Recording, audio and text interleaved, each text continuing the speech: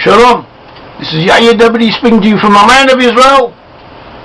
The lost 10 tribes are amongst Western nations. There are 12 tribes of Israel. These 12 tribes of Israel were divided into 2 separate sections.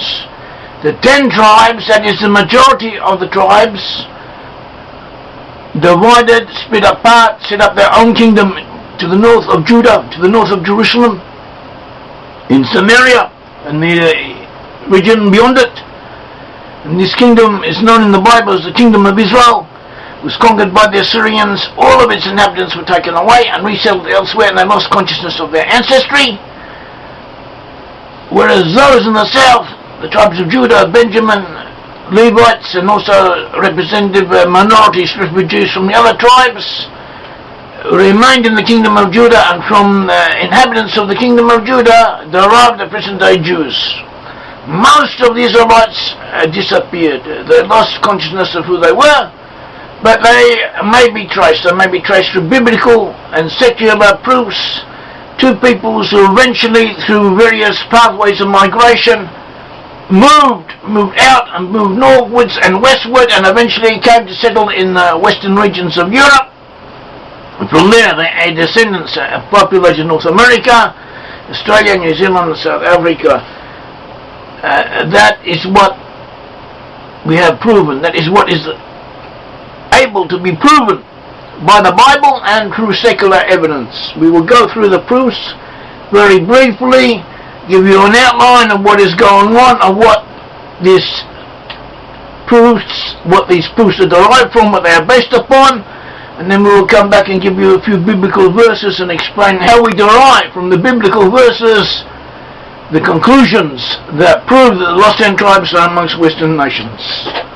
Now we have biblical sources, as we said. The biblical sources tell us, they tell us the lost 10 tribes were to enjoy agricultural plenty. They would have a vast mineral resources at their disposal. They would have very large populations on a worldwide scale, and they would also possess the gates to the strategic thoroughfares of their enemies. They would possess the gates of their enemies, the gates of those who hate them, meaning strategic pathways and avenues. They would also be at the geographical extremities, at the ends of the earth, at the ends of the geographical masses, of the continental masses. They would be in the best physical locations of the earth. They would have their major centers to the north, to the northwest, to the north and the west, and to the west of the land of Israel. They would also be in the south, in Australia, in the islands of the sea, and in peninsulas. There would be seafarers. They would be especially linked to the Atlantic Ocean, that is Tarshish.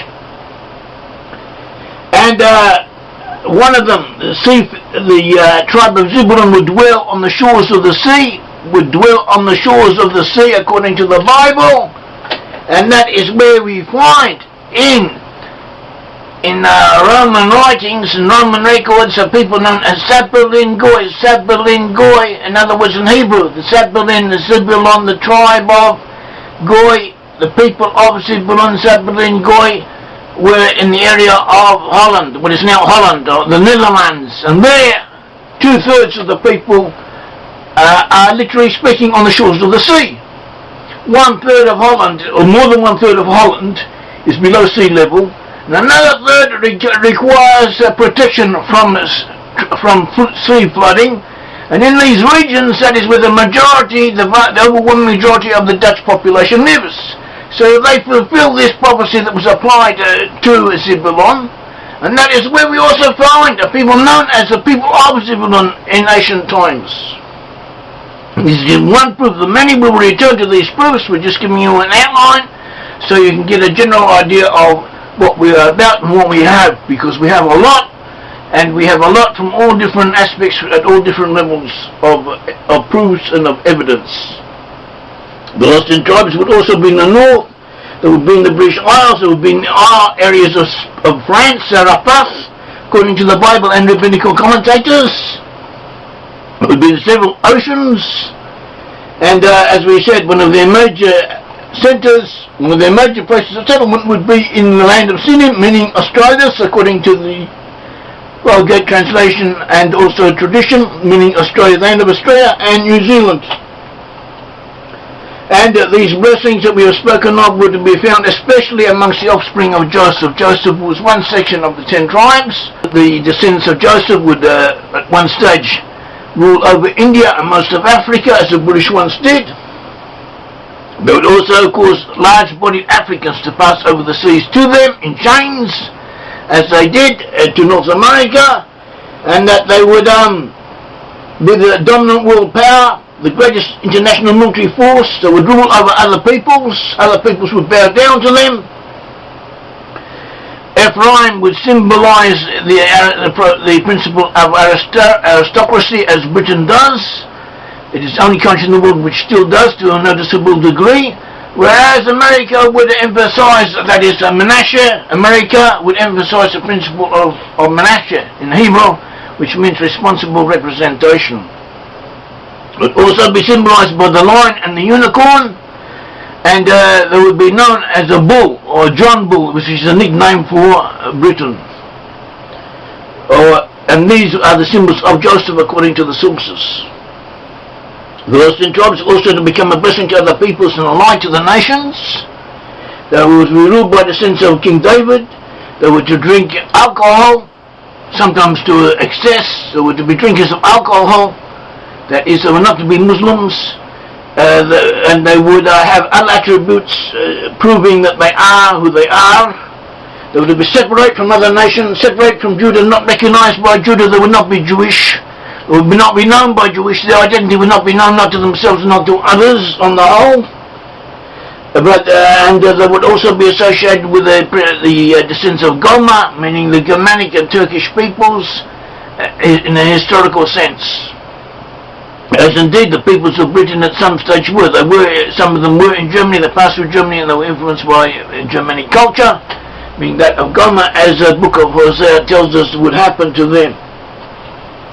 And all of the above, and much more than what we have said, but all of the above taken together can only be found amongst Western nations, especially those who speak English, those of the English-speaking world. The nations on the whole will be found as a sizable representative portion of descendants of lost in tribes, the USA, Canada, Ireland, Britain, Wales, England, Finland, Sweden, Norway, Denmark, the Netherlands, Belgium, France, Switzerland, and South Africa, Australia, and New Zealand. Not saying that everyone in those regions belongs to lost in tribes. We are saying that that is where the lost in tribes are. First of all, we can establish that the lost in tribes are there. They are amongst those peoples. Other questions can come later, but that is where the lost in tribes are, according to the Bible and according to related sources. And only these nations fulfill all of the signs, and more signs we have on this matter. We also have proofs from rabbinical sources that give us additional evidence as to where the lost in tribes are, and they also confirm how we apply biblical verses in searching for the lost in tribes, that these particular verses apply to the lost in tribes, not to Judah, as confirmed by rabbinical commentators that we use. Archaeology shows us that the lost in tribes moved, how they moved from one area to the other, how they moved to the Caucasus, where they found the Caucasus according to Assyrian inscriptions, and from there moved into southern Russia, and from there moved to the west, and continued in the western areas to develop a culture that showed some connection way back, or some prior connection to the Hebrew peoples, along with a lot of pagan and other accretions along the way. And also mythology confirms this, different legends, and confirms what we have said, in the same way as we have a representative. Legends talk of peoples, of heroes moving here and there, and these legends are representative of peoples, as is known to the students of mythology. Also we have linguistics that show Hebrew substratum in Irish and Welsh and Celtic languages, which proves that that originally their forefathers had once spoke a Semitic language similar to Hebrew or Hebrew, and also in the English language itself, as we have it, and also has as the Anglo-Saxons had it before they developed it, has many words and certain attributes similar to those of Hebrew.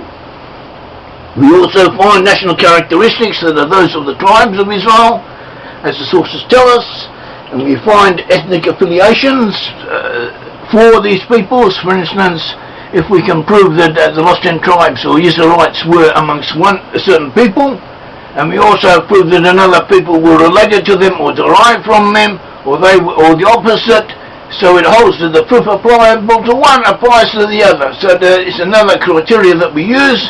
Ethnic affiliations of the peoples in question have to be linked up with each other as far as we can tell. And that is what we have, that is what happens. Also some degree of physical similarity to the ancient Hebrews as Egyptian and Rabbinical sources tell us that they were. And all of these and more and much more are proofs that the lost 10 tribes are amongst Western nations. For we who believe in the Bible has to be true to itself. That is, that if one biblical verse indicates that the lost 10 tribes are in the north, and another one says they're in the west, then they must be either in both the north and the west, or in the northwest. But everything has to apply, everything has to be pertinent. And we find this, and this is the principle we work upon, and through these principles we are enabled to give biblical proofs that the lost 10 tribes really are amongst Western nations. And now we're just going to go through a couple of verses just to show 1 point or 2 points, and if you're interested you can see our other videos or articles and learn more on this subject. We have a principle that the lost 10 tribes are to be at the ends of the earth. Isaiah chapter 24:16 says, glorify the Lord in the dawning light, in the Brit-Am in Hebrew, that is literally fires. In ancient times in Britain they used to light fires on the hills, tan hills they call them. There are a lot of hills in Britain with the name tan, meaning fire in Celtic, and they used to light fires on these hills, and Britain was known for this, and these fires would be seen out at sea. So apparently Isaiah is referring to this. He says, glorify God in these lights, and the name of the Lord God of Israel in the isles of the sea. In the isles of the sea, from the ends of the earth, we have heard songs of glory to the righteous.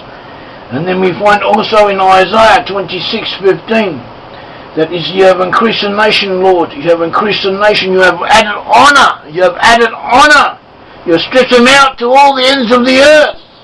In Isaiah 41 verses 8 to 9, but you, Israel, are my servant, Jacob, whom I have chosen, the descendants of Abraham, my friend. You whom I have taken from the ends of the earth, from the ends of the earth, I've called from the farthest regions and said to you, you are my servant, who have chosen you, I have not cast you away. So to be found in Isaiah 43:6. Isaiah 43:6, I will say to the north, give them up, and to the south, do not keep them back. Bring my sons from afar and my daughters from the ends of the earth.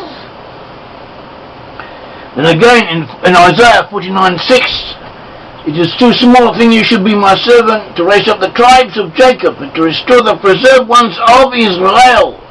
You shall be a light to the Gentiles. You shall be my salvation unto the ends of the earth. So we have all these verses, and these verses refer to the tribes, they refer to the tribes of Jacob, they refer to the 10 tribes, according to rabbinical commentators and the context of the verses in question.